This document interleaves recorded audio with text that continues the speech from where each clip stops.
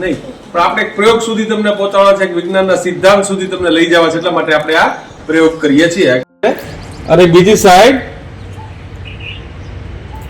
આ રીતે કાપી આવો એક ભાગ કરીને તમને આપ્યો છે ને. હવે તમારે શું કરવાનું છે ખબર? એવી રીતે બે આંગળીને ભેગા કરીને ઘડપાડી દેવાની. આ રીતે જીભી જેવો ભાગ થઈ જવો જોઈએ.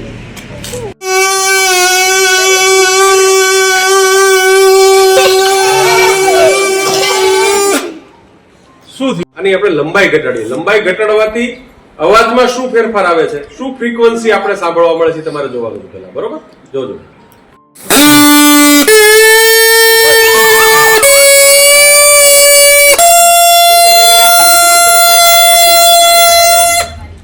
કઈ ફેર પડ્યો?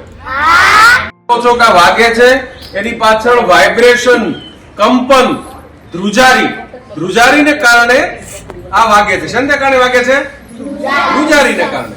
તો અંગ્રેજીમાં એને વાઇબ્રેશન કહેવાય, ગુજરાતીમાં કંપન કહીએ છીએ, ધ્રુજારી કહીએ છીએ. ત્યારે હું સાંભળું છું એ વાઇબ્રેશન છે. પક્ષી બોલે છે તો પક્ષીના અવાજમાં પણ વાઇબ્રેશન છે. ચાલો વગાડો.